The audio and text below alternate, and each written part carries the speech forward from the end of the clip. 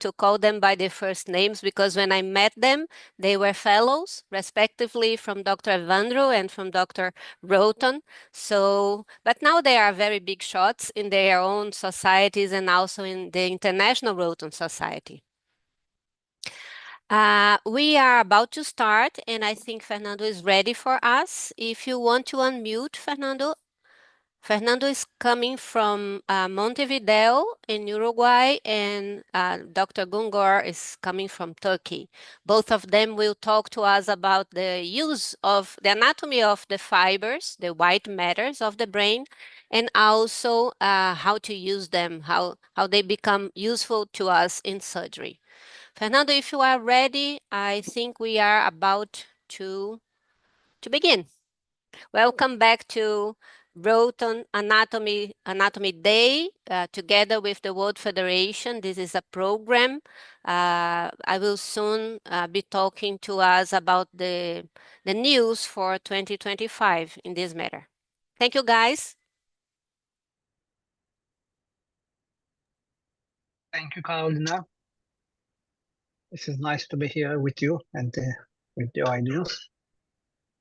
I think Fernando will start firstly. Yes, I think so. Fernando is yes, I think being... I think he's a bit busy. Yeah, I'm asking him to unmute. Okay.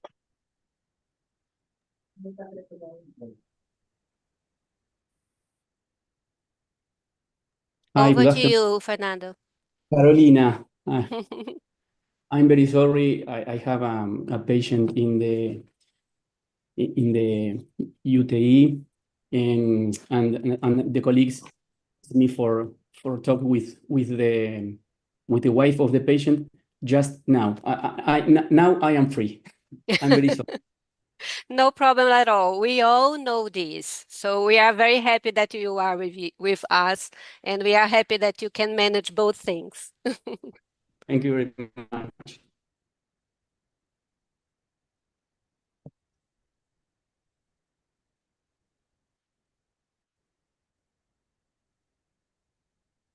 We wait a few minutes or start now? We are ready to start. If you want to start now, we are ready for you. So thank you very much for the invitation to give a lecture about the white matter tracts of the brain. It's really an honor to be part of this webinar. And I have to thank Dr. Carolina Martins, an old friend when I was in the service of Professor Evandro de Oliveira. Thanks to Professor Wen. And I will speak shortly about the tracts of white matter of the brain. And I will speak of an anatomical functional perspective applied to surgery. And I start my lectures about white matter tracts always with this slide, because in my humble opinion, it's very important to understand the great importance of the white matter tracts, because we made a shift about the way in which we understand the function of the brain. In the past, we understand the function of the brain with the localizationism model. So we have an area here, another area here, and this area is related to, for example, language. Now we know that there are not fixed areas in the brain related to one unique function.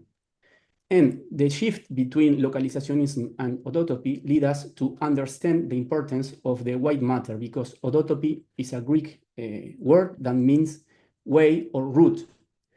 So the white matter is the root or the way that connects different areas of the brain. I will show you some images that are published in this book of the Latin American Federation of Neurosurgery. And I will start with this. In the study of the white matter, we have a lot of instruments. One is the gross dissection, and all of the ways in which we can study the white matter have advantage and disadvantage. First, the dissection of the white matter with a Klingler technique is very useful for me, in my opinion, because give us an insight of the real anatomy. We can manage the white matter tracts in a human brain, but obviously it's not an alive human brain, and we cannot detect clearly the origin and the ends of every tract. We can identify clearly the tracts, but not so clearly the origin and the finalization, and obviously we cannot obtain functional information. And the tracts sometimes mix with other tracts, and it's difficult to differentiate different tracts between them. The tract tracing is an interesting way to study the white matter tracts. We have to inject a substance in the cortex of a brain, obviously not a human brain, then kill an animal and trace the origin in the cortical part and the finish in the cortical part of the tract and the trajectory. But obviously it's limited because we are studying non-human brains. Tractography is a very interesting way to study the white matter, but as we can see here, have a low spatial resolution and is not 100% correct in the information that give us.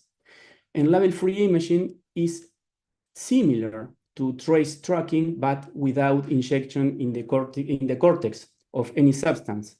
So also have limitations. I will speak today of about the white matter, but viewing this in 3 angles: dissection, tractography, and functional information obtained in the surgical, in the operating room.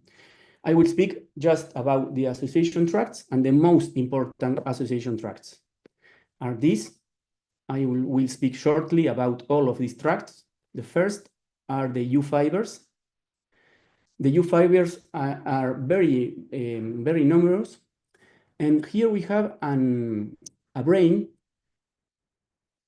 And here I start to dissect the gray matter of the brain. Here we have the normal gray matter, temporal lobe here, frontal lobe here, Sylvian fissure here, occipital lobe, parietal lobe. And in the frontal part of the brain, I take out the gray matter. So we can identify here gray matter, and a sulcus of the brain. And here, a circumvolution here and here, but without the gray matter.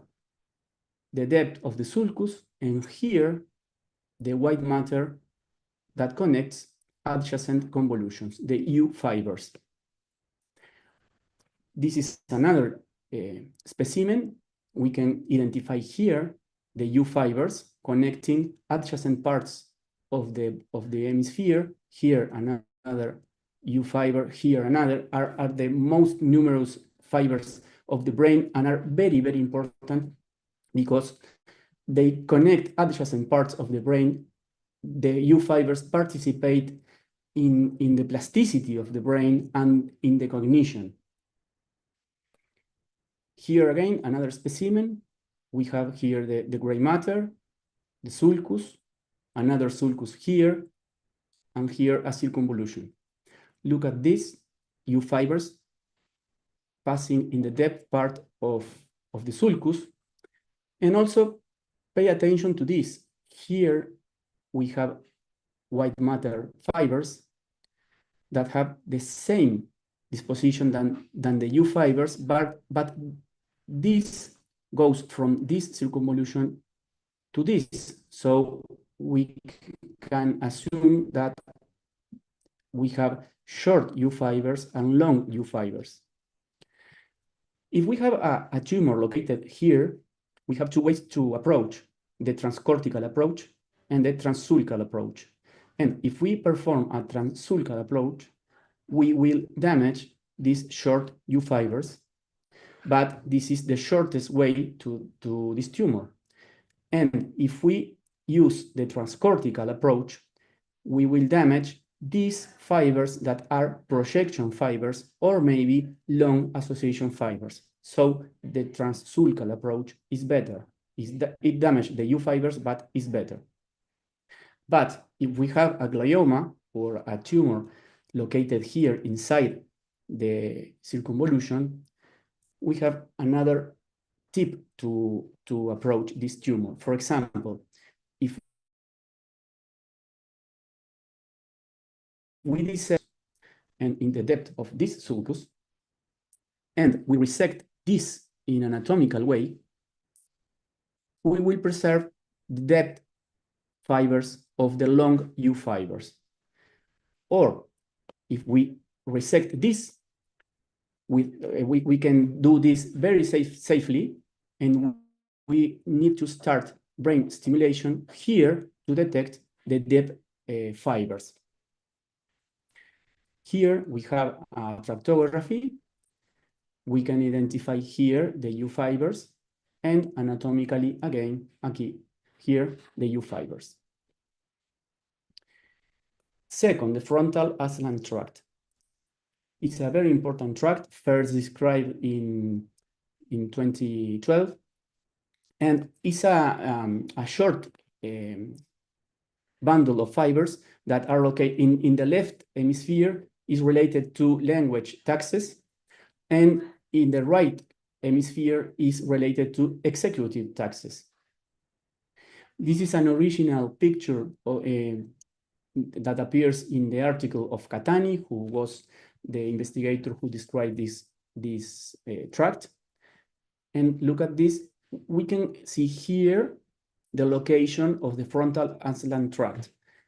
It goes from the region of the Broca's area till the supplementary motor area. And look at this. Again, here we have the U fibers, and here we have the frontal ascending tract here going from F3 to F1, leaving free of ascending tract F2. So again, we can resect, for example, a glioma in F2, anatomically guided, if we go from the depth of the sulcus to the depth of the sulcus. When we reach the deeper part of the sulcus, we need to start to stimulate for location of the frontal ascending tract. Here we have an anatomical dissection of the frontal ascending tract in a left hemisphere. Here we have the Sylvian fissure, frontal lobe, temporal lobe with T1, T2, and here we can observe the fibers here running from F3 to F1, again, the region of the front of the Broca areas to supplementary motor area. And look what I told in the first slide. Here we can recognize in the tractography fibers of the corpus callosum, here U fibers, and here fibers of the frontal ascending tract. And we can see here how U fibers, fibers of the corpus callosum, and fibers of the ascending tract merge together, and here it's difficult to identify every tract. This is a patient with high-grade glioma located close to the Broca's area and frontal ascending tract, and we perform an awake surgery trying to identify the cortical area to the approach of the tumor. And in the depth, you can see the patient have speech arrest, so we identify a deep tract who have function in the language. Next tract are superior longitudinal fasciculus and arcuate fasciculus. Why study these articles together, this bundle together, sorry? Because they are part of a great bundle that goes from frontal lobe to parietal lobe and temporal lobe. And we can identify a lot of parts of this fascicle connecting different parts of the frontal and parietal lobe. For example, the part called SLF3 goes from frontal lobe to supramarginalis gyrus and is related to language. The second part goes from frontal lobe to gyrus angularis and is related with visuospatial memory. Again, there is one part, SLF1, that goes from the frontal lobe to the precuneus in the internal phase of the hemisphere and is related to working memory. So we can see that superior longitudinal fasciculus and arcuate fasciculus are a complex bundle of white fibers that connect frontal with parietal with temporal lobe and is related to social cognition, working memory, visuospatial memory, and language. Here we can see a brain hemisphere, and here the topography of the superior longitudinal arcuate fasciculus is located in the depth of F2, is the reference. Here we have the Sylvian fissure. Here is located the superior longitudinal fasciculus. And now we have a brain dissected with Klinger's technique, which take out the gray matter of the frontal, parietal, and temporal lobe. Here we can recognize the insula with the anterior sulcus, superior sulcus, inferior sulcus, central sulcus of the insula, lumen insulae, anterior lobe of the insula, posterior lobe of the insula, and here we can see the fibers running from frontal to parietal lobe, and here we can also identify fibers originated here in the parietal lobe running through the temporal lobe. At this point, look, the frontal or the frontal parietal fibers merge with these parieto-temporal fibers.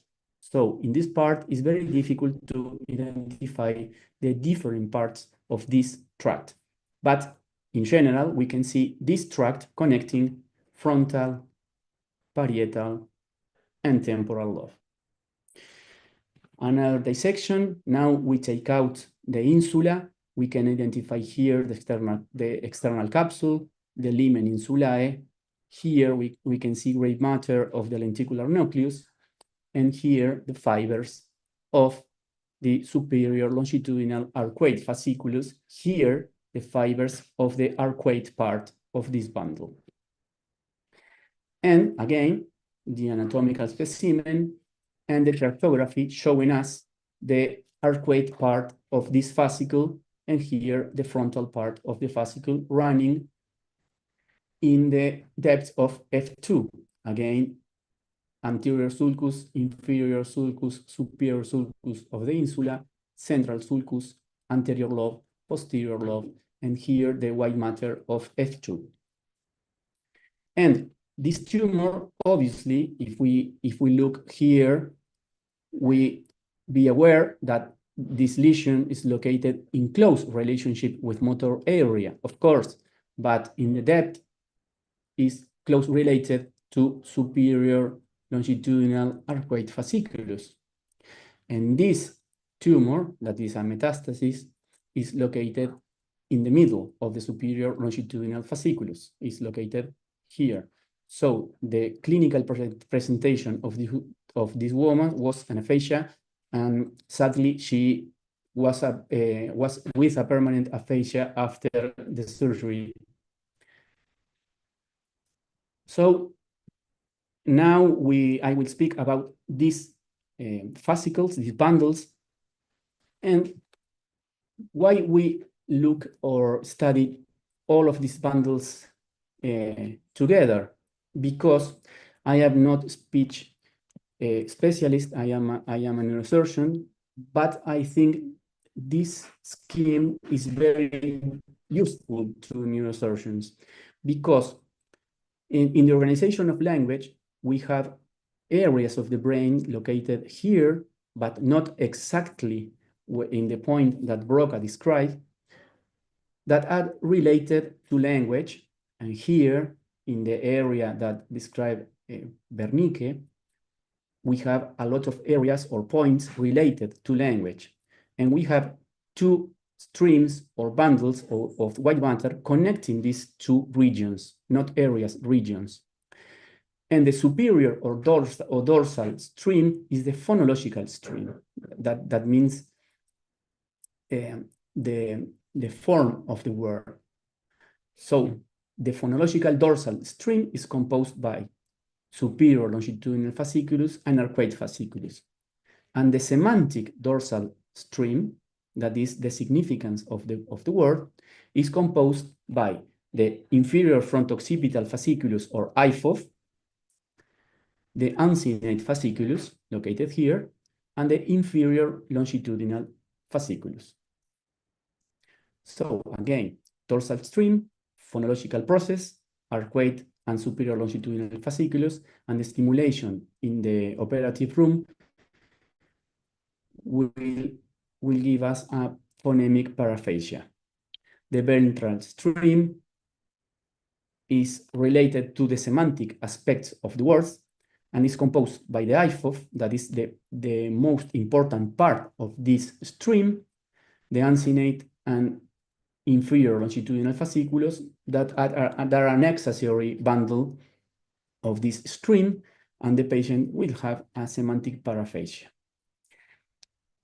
In this specimen, I take out all of the gray matter, the insula, and the external capsule. We can identify here the lenticular nucleus and fibers that are running through the internal capsule. But look at here, we can identify these fibers running from frontal to temporal, frontovasal region to temporal pole. Here, in the region of the limen insulae, this is the uncinate fasciculus. But pay attention that some fibers goes here, pass under this part of the uncinate fasciculus, and we find it again here. So these are fibers of the IFOF. In red, fibers of the IFOF.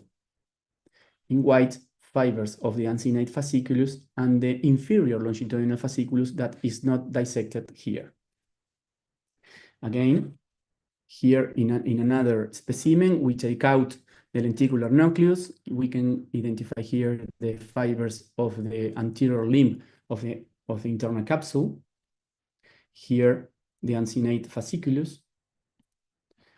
And here, this is a right hemisphere, the olfactory nerve, the limen insulae here, and please pay attention to these fibers running here and here in the temporal lobe.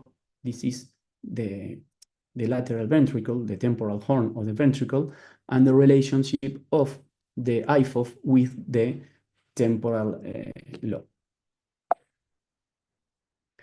Again, fibers of the uncinate fasciculus, the most deep part, and here fibers of the IFOF running from the frontal lobe through the limen insulae to the temporal lobe. Again, fibers of the uncinate fasciculus here, and the IFOF here, in the deep part of T2. We take out the lenticular nucleus, fibers of the IFOF, uncinate internal capsule. And this is not a good quality image, but we can see the frontal part of the IFOF, the part located in the limen insulae, and the part located in the temporal and occipital lobe. The correlation with tractography, uncinate fasciculus here, fibers of the uncinate fasciculus, and fibers of the inferior longitudinal fascicle. And we can test these tracts in the intraoperative room with the nomination of images. For example, asking the patient, tell us what is this, what is this, what is this.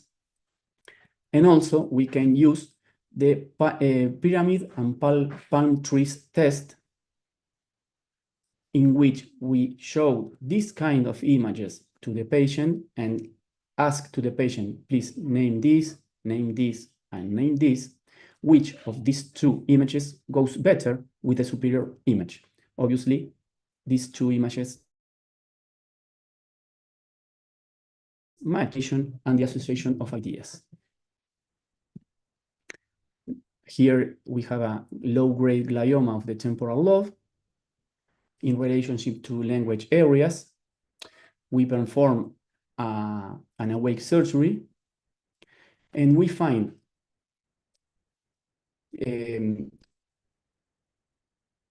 semantic paraphasia here, a semantic paraphasia here, and look, if we preserve this part of the brain, we think that the patient will have a normal language, but no, because the IFOF was located here in the deepest part of the tumor, and we stimulate here in the deepest part of the tumor, and we find the IFOF and preserve the IFOF. This patient have a right temporal lobe tumor, a low-grade glioma, and it's very, very basal tumor because we can identify here the cerebellum. The inferior longitudinal fasciculus is related to the recognition of faces. So we perform an awake surgery, and we ask the patient to identify faces of famous people. For example, this is our past president, Jose Mujica. We all know these two persons, and this is a famous football player in my country. So we ask the patient to identify these faces completely, and we perform a very good resection of the lesion with preservation of the language, of course, and with the recognition of faces. Here is an interesting case, in my opinion. There is a tumor of the Broca's area or the Broca's region, but this patient rejects to perform an awake surgery. So I cannot identify the language areas or the language bundles. I perform a tractography and I identify these fibers as the IFOF. So in my opinion, language areas must to be here in relationship with the IFOF. Here we can identify the arcuate fasciculus, and I perform a surgery with the patient under general anesthesia and resect this area that all of us will think this is Broca's area, but taking in count the anatomy or the tract that I can identify in the tractography, I can resect this area of the brain and the patient have the language completely normal.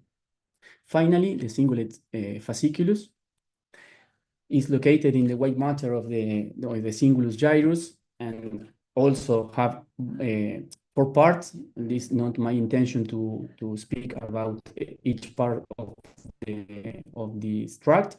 Just in my opinion, it's important that have in mind that it's a bundle of fibers in relationship with emotion, attention, working memory, and conscience. And this is the anatomic dissection of the cingulum fibers. This is the corpus callosum, and this is the fibers of the cingulum bundle, running in the frontal, parietal lobe, and going through the temporal lobe. Another dissection of the cingulum bundle with corpus callosum, and here the fibers of the cingulum bundle. And if we understand the previous imaging, we understand that this tumor is located in the cingulum gyrus and is infiltrating the cingulum bundle. So I perform an awake surgery of this patient, and this is the result, a very good result. There is no tumor. We perform radiotherapy in this patient, and the deficit of this patient was a supplementary motor area syndrome with an alteration of movement in the leg. But she was intact in the emotional aspect and in the processing of complex tasks. So thank you very much for your attention. And I have, I think, a few minutes for questions, if you have any questions. Great talk, Fernando. Very clear talk. I bet there will be questions around.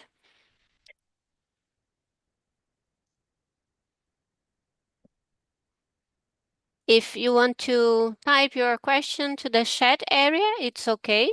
Or if you want to unmute yourself, just raise your hand, and then I guess Imad can help us and put you through the microphone. Good to see you guys. Come on in the discussion. I see Eduardo Rivas in the audience. So we have audience with a lot of experience. In my humble opinion, if there is questions, I think they need to participate in the This is why I'm asking them to join us. Imad, could you please unmute Dr. Ribas? Eduardo Ribas, please. Yeah, Imad will do that. Meanwhile, I guess we will be having Dr. Gungor in a while, because I know Fernando is being awaited in the OR. So we will be needing to let Fernando go. So if you do have questions, come on in. And Fernando, could you please share your contact? If someone has a burning question afterwards that you have left us, could you please share your email on the chat space? Yes. So if someone later on has a burning question for you or want to reach you to discuss a little more, then great. I send you my mail, and at this moment I send you my phone. Great. So is Eduardo, not yet. Imad, I think, is having trouble to unmute Dr. Ribas. Oh, yes, there you come. Come on in. So, thank you for this nice lecture, Fernando. Amazing pictures, nice dissections, and this is a very interesting subject about neuroanatomy. How we can give this neuroanatomical information to perform better surgeries, and as you said, to preserve the IFOF. In this, we can, in a way, preserve the semantic route of our language, and I think that I don't know if anyone knows the answer, but maybe you have a different insight. Do you think that anywhere in the IFOF, the stimulation of the IFOF will lead to these semantic paraphasias, or do you think there is like a more region of the IFOF that's more important, maybe where it's more condensed under the insular surface, or do we see these semantic paraphasias also where the IFOF reaches the frontal lobe, or where the IFOF even reaches the occipital lobe? Because most of the literature that I read about this stimulation of the IFOF deep to the insula, maybe a little bit of the frontal.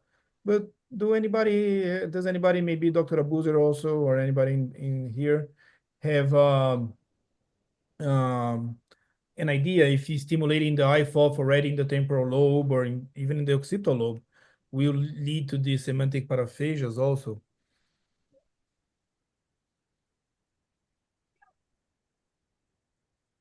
Well, I find semantic paraphasia in the point that you said. I have the sensation that the response is more powerful in the deep part of the insula. Yeah, I have this feeling too. I have this feeling from the literature, and I don't have a lot of cases, a few cases that I've done it, and I saw the semantic paraphases, but really in this part that you showed where the fibers are more together, are more condensed, Yes, more right? compressed. Yeah, more compressed. Maybe there the stimulation will stimulate most of the fibers of the IFOF, and maybe that's the place that we can't damage it. Maybe in the other parts they are more spread apart, and some of them maybe up to a degree, right? I don't know, 10%, 20% can be lost, but this is for the future neurosurgeons in the audience to discover, Yes. right? How much of a It's a fiber good resect. Yeah, because when we say the IFOF, it's a conjunction of a lot of fibers together, right? It's not just one single exome, of course, it's a lot. So a question here is how much of this can be removed without harming the patient? I think this maybe is a valid thinking for all major bundles, right? How much of this, for example, optical radiation, up to a point, you can remove some of them without clinical importance. The patient will not even detect a small quadrantopsia, for example, maybe in the examination they will detect it, but not in the real life, day by day. It will not be a problem. Maybe we have this future question to answer: how much of each fiber can we resect? 10%, 20%, and I don't know. Yes. No, sorry. No, I do have a question for you, but go ahead. I can wait. No, you will speak, please. I was going to ask you in small tumors that, of course, big tumors we never know, but small tumors that we ideally, it's of course that you have a tractography, but we don't. Let's say small tumor and we don't have a tractography. Can we more or less predict by the region of the tumor, where it's coming from, where we will be having displacement of the IFOF? Because you have just showed a frontal tumor that the IFOF was pushed posteriorly, right? And could you comment on that? I think it's important for people. Not always we do have a good tractography. We may have some tractography, but not always a good one. Well, what we your question is very interesting, but I think if we don't have tractography, the better way to operate a tumor located close to the IFOF or close to the Broca region, not Broca areas, is the awake surgery, because you can test the location of the tract, you can test the function of the cortex, and you can choose the correct way to go into the tumor. In the case I showed, the patient refused to perform an awake surgery. So if I have not tractography, I think I will tell the patient, I can remove all of the tumor, but obviously I cannot be sure that your language will be preserved. In this case, tractography shows us that the IFOF was pushed upward. But without tractography, I think I will perform a more limited resection, or maybe even a biopsy, or tell the patient, I can take off the tumor, but I don't know what will happen with your language. Mm-hmm. I Great. don't know if I Yes. respond your Yes. question. Mm-hmm. Thank you very much.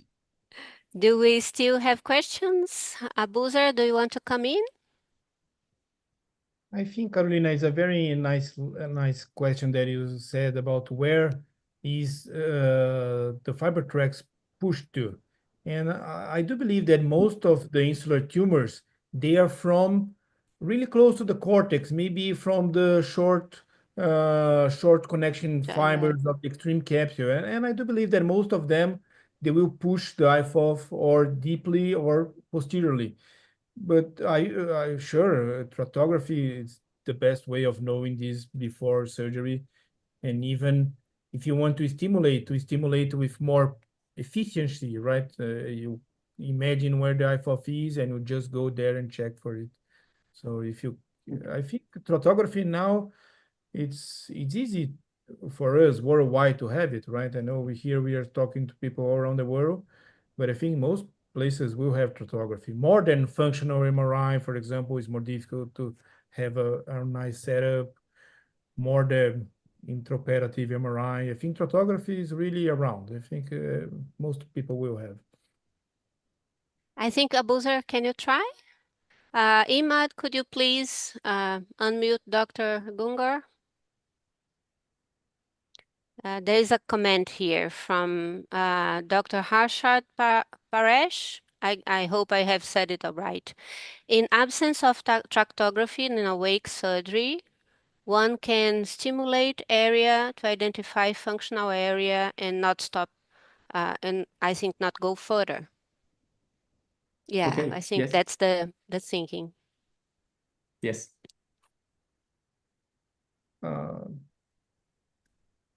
Well, I do work a lot with Dr. Wen, and one of the things that he always says is to look for the lenticular right arteries deep inside the insula. So if you reach them, you don't want to go further.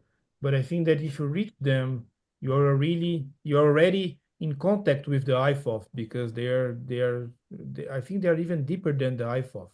So if you even see them, you already went through the IFOF, I would say, maybe. And I don't know if you could have another way of identifying the IFOF without the patient awake or without the trotography. We have also, Carolina, we have also Gabriel Vargas from Bucaramanga. He's a recognized surgeon in Latin America. Guys, just He's raise your good friend. hands and Imad will try to unmute you if you want to come in the discussion. And Imad, I think you need to help Dr. Gungar because he's having trouble to share his screen and also to unmute. We need you. There's still some more in insular glioma. You need to stop at the lenticular striate vessels, just like Yes. Dr. Ribas just said. Yeah. We have been looking at the vessels and how vessels can help us in sectorizing, at least, where we are in the dissection during surgery. That's a burning question between us at the moment. We are all learning. Yes, guys, we are all learning. We never stop learning. Each patient is a lesson. Abuzer, were you able to share? No, not yet. Imad, help us. If you want to, yes, go ahead, Fernando. Point is that we always speak as awake surgery is very easy, but it is not, in my opinion. We hear people with a great experience, like Hugh Dufault. I was in his service, and if you look Dufault operating, it looks easy, but it is not easy, especially in the insular region. What Eduardo and you said, in my opinion, the one complex step is passing from the opercular part of the frontal lobe to the insula. It's not easy for the surgeon to understand where he's working. And most of the deficits in the postoperative period of the patient are not because of damage of the white matter tracts. There are deficits because of the use of the coagulation of the bipolar cautery in the depth of the insula that affect the perforating arteries. I think if we can maintain close to the arachnoid part of the insula, all of the tracts will preserve. But the risk, in my humble opinion, is the vascular part, especially in the lumen insulae.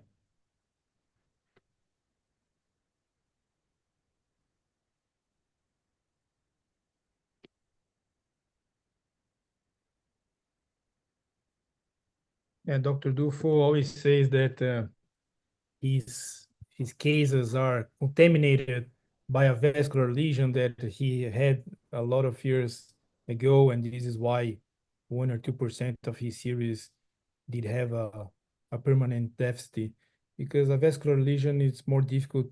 I think because of his cases, maybe a vascular lesion is more difficult to get better later, to deal with the plasticity than the other causes. So you should not harm these small lenticular striate arteries. This is nice. Yes, because also Dufault says that the IFOF protects you from the anterior perforate space. The anterior perforate space is in an inner position in relationship to the IFOF. So if you identify the IFOF and you respect the IFOF, you will not damage the lenticular striate arteries. That's what Dufault says. Yes.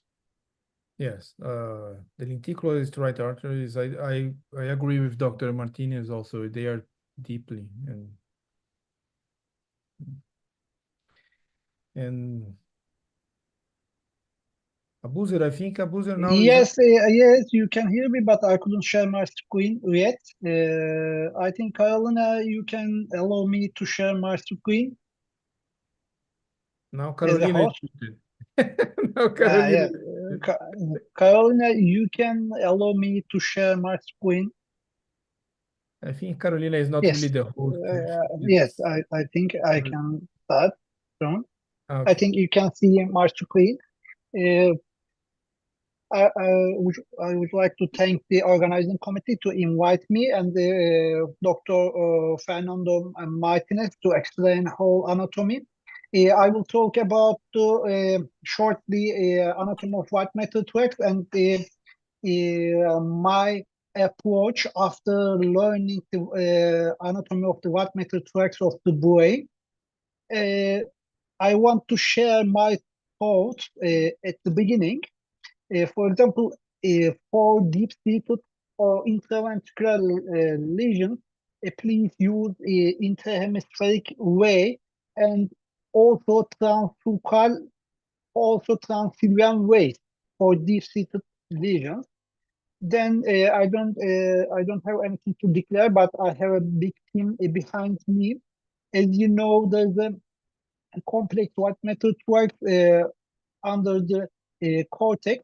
Previously, only few eloquent hours we have known, but nowadays we know almost all parts of the brain are eloquent, and also Professor Fernando explained how we can detect this tract preoperatively and intraoperatively. We can use the functional MRI tractography and intraoperative neuromonitoring, but tractography can show variability as the same way, but different fellows did the tractography, and we did a lot of studies about what method works. And why we did these studies to find the best approach to deep-seated lesions. We use the what method dissection technique, transformation technique, and the tractography. Firstly, you must know the what method works and its relation with the cortical surface, and the ventricle. If you know the relationship, you can understand whole anatomy of the white matter tract of cerebrum. Firstly, you must know the location of the ventricle and the relation with the white matter tract. When Professor Fernandez explain all these fibers, I will shortly explain again.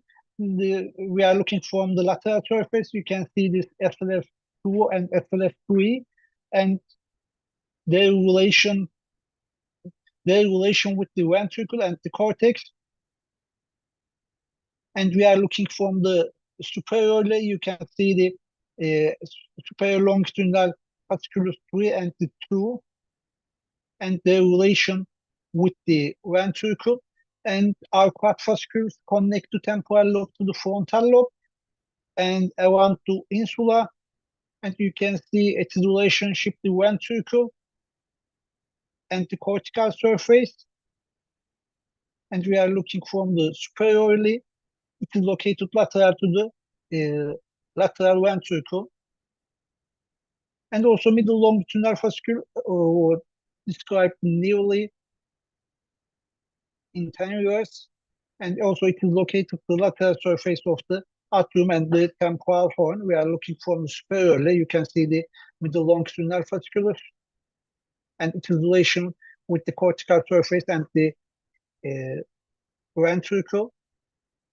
And also Professor Fernando explained the anatomy and function of the inferior frontal occipital fascicle.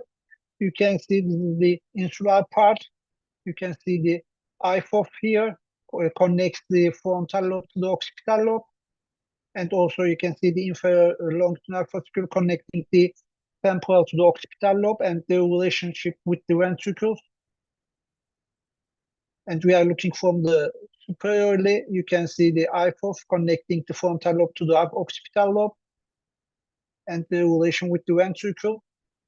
And we are looking from the inferior to see the inferior longitudinal fasciculus and its relation with the ventricle. And also anterior commissure connects the both hemisphere, and it connects the both the temporal and occipital lobes. And you can see its relation with the ventricle and the cortical surface. We are looking from the superiorly.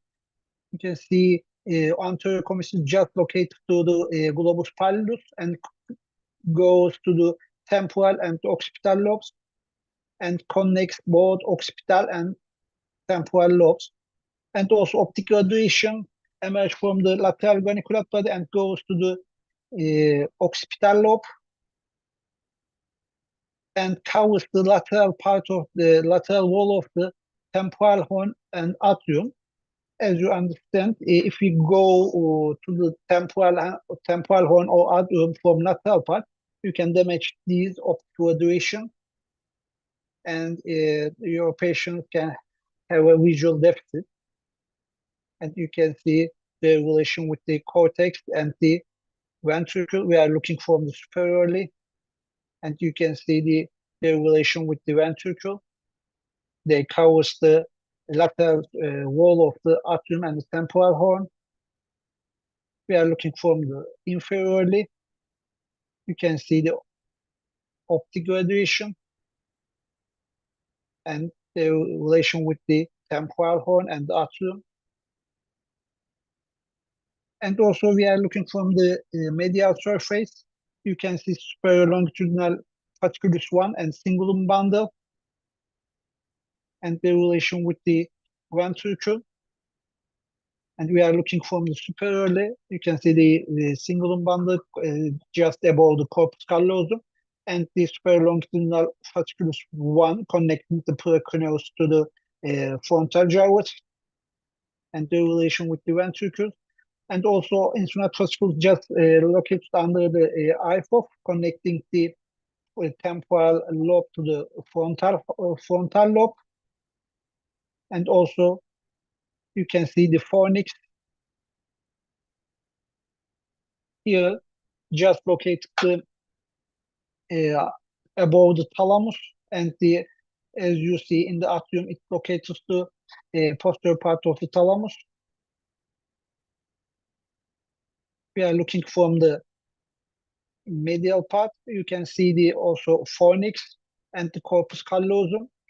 Corpus callosum connects most part of the both hemispheres. And you can see the forceps minor and forceps major, and the tapetal fibers covers the lateral wall of the atrium. We are looking from the superiorly. You can see the callosal fibers covers the all part of the ventricles and the relation with the ventricular wall, and the corticospinal tract located the mid part of the frontal horn. and also dynamic graduation. And also we did 3D models of these all white metal tracts with Maximiliano Nunes and Hüseyin Akdemir in our lab. We almost had taken 800 photos for one model. As you see, with arachnoid, and after removing arachnoid, you will reach soon all these models after our publishment. And also in this model, you can see arcuate fasciculus and also I4 here. And also in this model, you can see the cortical spinal tract and the internal capsule fibers, and also callosal fibers. We are looking for the medial surface. You can see the corpus callosum and the callosal fibers and the cingulum and the fornix.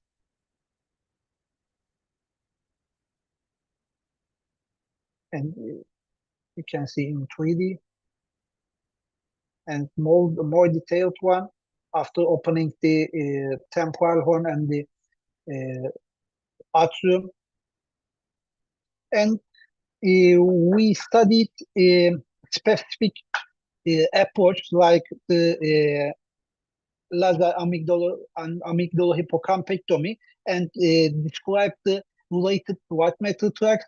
And also we compared the approach, for example, like the approach to the ambient, temporal approach to the ambient system. And also we have found the minimal invasive way is the if you go more inferiorly, less white matter tracts you will damage. And what we learn after all this knowledge, for example, this is a third ventricle colloid kid.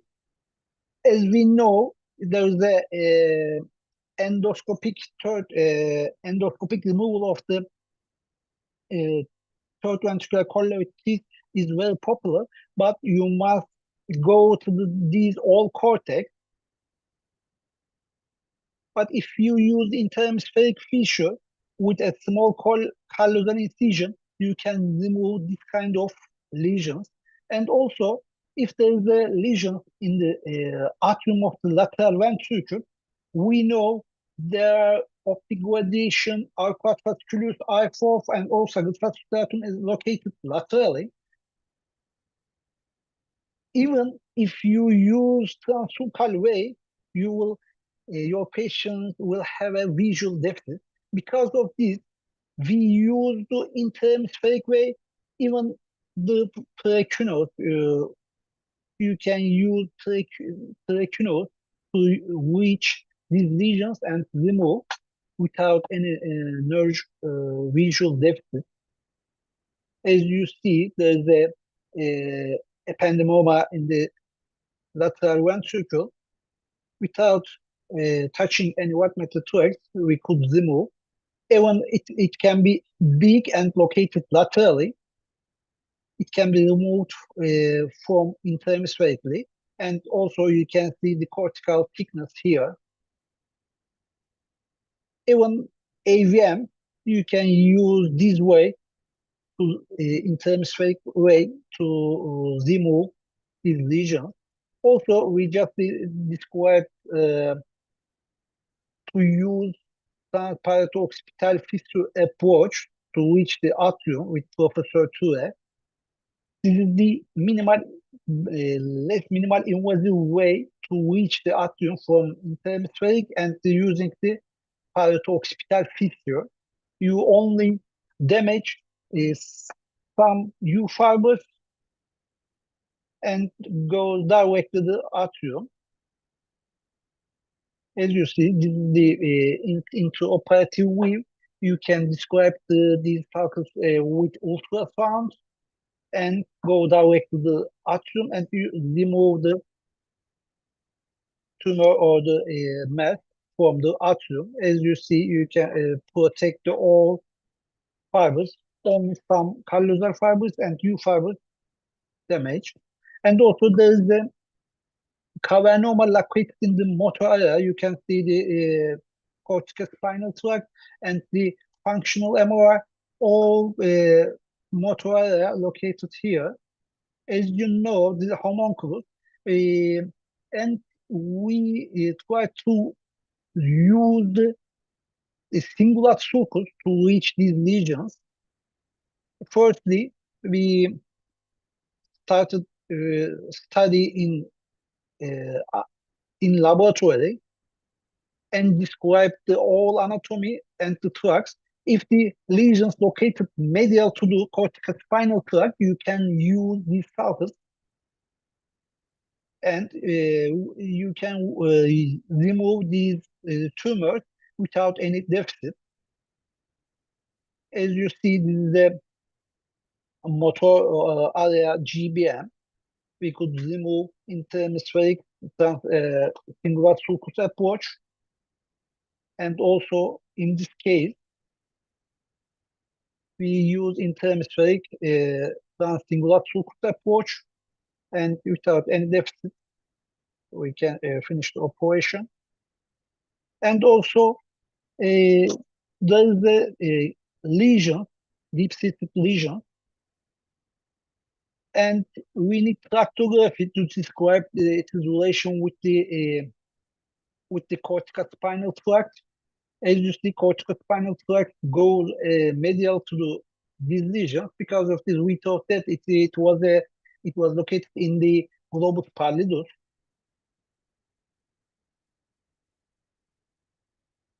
And preoperatively, we decided to go onto an interhemispheric way to reach this lesion. This is the intraoperative view. After interhemispheric dissection, we opened the corpus callosum and described the foramen mono and our entry point as anterior limb of internal capsule. And also you can use the neuromonitorization, neuronavigation, and ultrasound to describe the localization of the tumor. And this is the postoperative view. And this is preoperative, early postoperative, and late postoperative view of the patient. And also, the patient was without any deficit, and there's a lesion located in the thalamus. There's a hemorrhagic cavernous malformation, as you see, and we know the lateral part of thalamus covered by the white matter tracts. Because of this, the most suitable way to use the anterior interhemispheric transcallosal, posterior interhemispheric transtemporal, or supracerebellar approach. As you see, it sits deeply inside the brain, and you can see 3D anatomy of the thalamus. As you see, you can reach supracerebellar approach, occipital transtemporal approach, or anterior interhemispheric transcallosal approach. In this case, to reach the pulmonary thalamus, we decided to go supracerebellar way without giving damage any white matter tracts. And this is the preoperative view. As you see, with supracerebellar way, without touching any white matter tracts, you can reach this area. And this is the operative video. Our position, dynamic lateral semi-sitting position.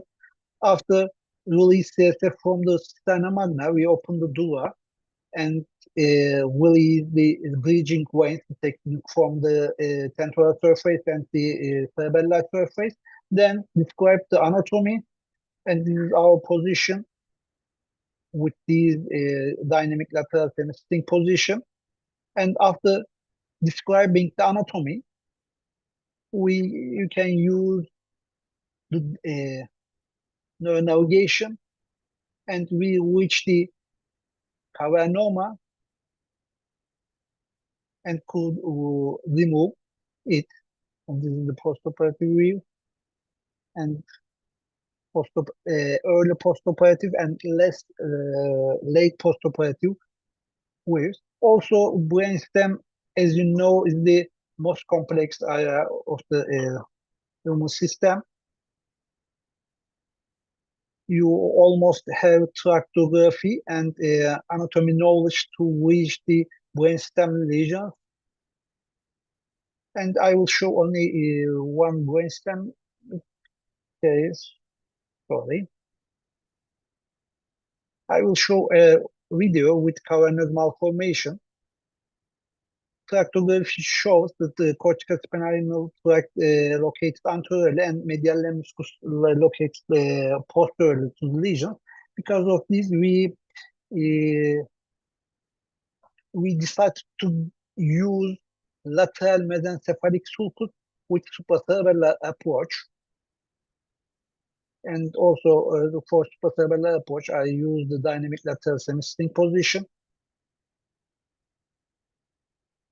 After release CSF, we can dissect the bridging veins, and after describing the anatomy, we describe the lateral mesencephalic sulcus, and we will go directly to the lesion. As you see, only 5 mm incision. You can reach and remove the lesions without any deficit. This is the early postoperative view and late postoperative view of the patient. This is the preoperative examination, early postoperative, and late postoperative examination of the patient. And also, you can reach all these 3D models from the Neurosurgical Atlas with labels and 2D and 3D images. And also, you can visit our lab in Istanbul in Yeditepe Laboratory.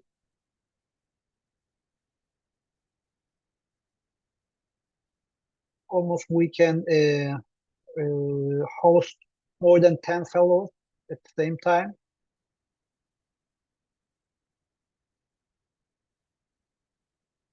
This is the 3D model of our laboratory.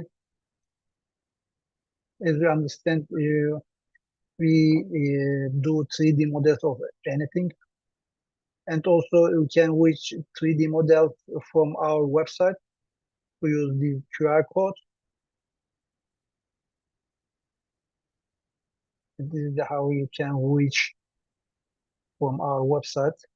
You can reach all our models.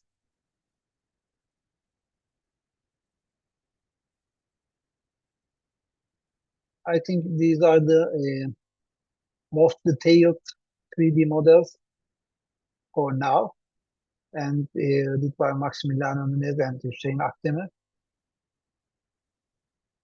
I want to thank. If any questions, I can answer.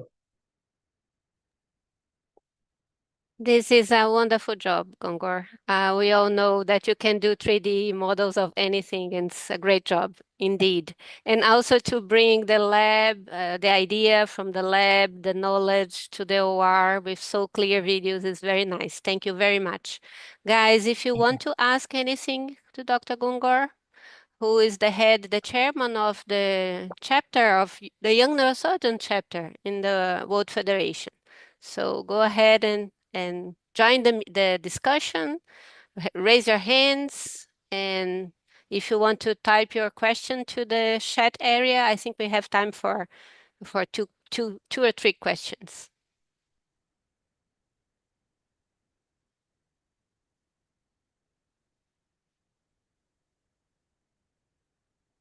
So maybe I should go ahead and give you some subject to talk about, Gungar.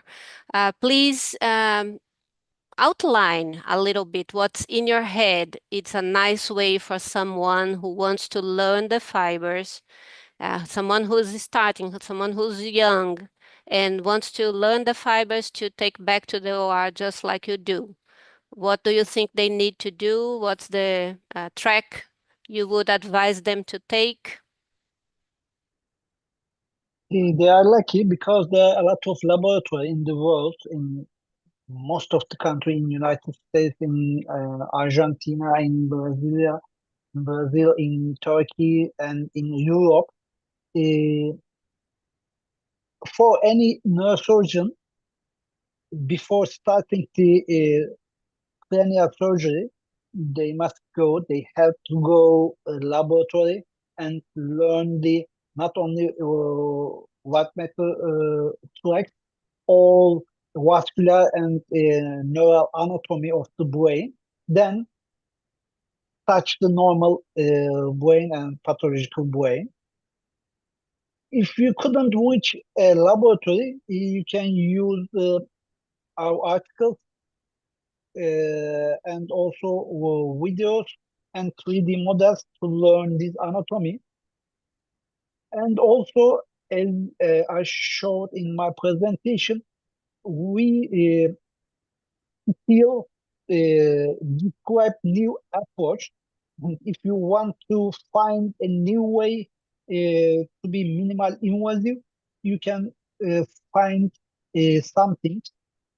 Because of this, you must think before and try to do your best. We do have some comments. Thanking you for your presentation, for the discussion. Thanks everyone for the discussion. And there's one question here. What is the role of neuromonitoring in deep-seating gliomas, especially in terms of detecting tracts other than CST? That's from Dr. Nazirov.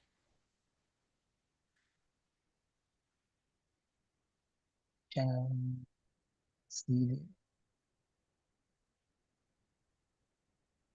If anyone wants to go in and get this question and share ideas about neuromonitoring in deep-seat gliomas.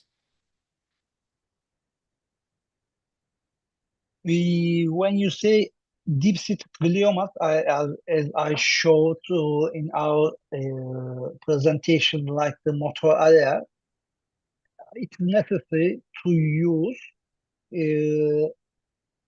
all things you have, like neuromonitoring or neuronavigation, ultrasound, whatever, or intraoperative MRI. Whatever you have, you must need you must need to use all these equipment, especially in eloquent areas and deep-seated lesions. Because of this, if you have, you must use. Go on, Eduardo. Are you still mute? Let's see if I can make some difference here. Doesn't seem to work for Dr. Boozer though. Let me see if I can, and Imad can help me. Well, Imad? Okay, no, Okay. no, Dr. Martin. No, I know I'm not a neurophysiologist, but we do work with a very nice neurophysiologist here in São Paulo, Brazil. She's called Sylvia Verst, and she worked with us with this auditory evoked potential and visual evoked potential also. So these are other ways of monitoring these tracts, these afferent tracts during your surgery. So of course, in the internal capsule is not just the projection fibers of the CST, but we have the projection fibers of other functions of the brain.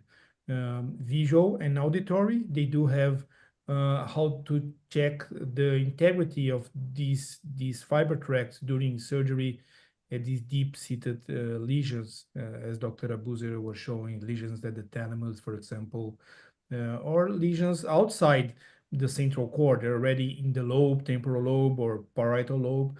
They can check the integrity of those tracts. But the methodology for detecting harm to the CST is much more advanced than for visual and auditory tract. So for visual, for example, the patient uses some goggles, and the goggles is flashing a light during your surgery. And I don't know if they can predict any degree of visual loss. If it's not, I don't know if it's 10%, 20%. I think you need to check with a neurophysiologist, but this, I'm sure this is a technology they are trying to improve, how to check these other fiber tracts also than the CST during surgery. For the other functions, I do not know. For example, vestibular function, I do not know, and gustatory function, I do not know. But for visual and hearing, auditory, they do have how to do it. While you think about another question, let me just tell you that every Friday we have a happiness moment, which is the anatomy, Rhoton's anatomy every Friday, right? Ours is on the last Friday of the month. And I think you noticed by now, and I'm talking just for you to think about your questions and put your questions in order to make them. You have noticed by now that we arranged that, Dr. Wen and everybody that has been contributing as a course. It's a brain anatomy course. You can see that eventually whenever you can, or you can take that more seriously. If you want to take that more seriously, you want to sign in through Zoom to do your subscription through Zoom, because if you are consistent, then you are eligible for a certificate, right? But that's up to you. You can see it eventually, or you can take it more constantly. That is up to you. And if you can, in our lives, it's always possible that we are not able to be live, then you can reach them on the link that has been Imad has put available for us on the chat area. I don't see any other questions, and I think we are about time.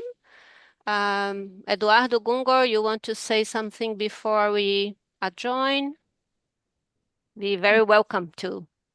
Just want to say, Dr. Gungur, very nice pictures, and I always um, have a I'm very happy to see your pictures. That Dr. Rhoton was always saying, this see-through perspective of the brain, how to see through the brain, how to imagine what is under each piece of brain.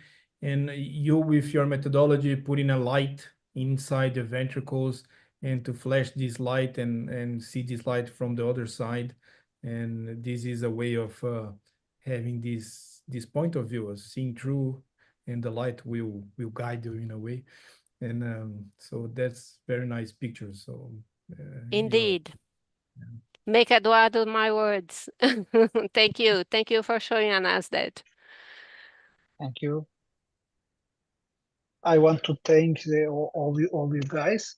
It is an honor to be here and to share my thoughts about what metric and their importance in neurosurgery.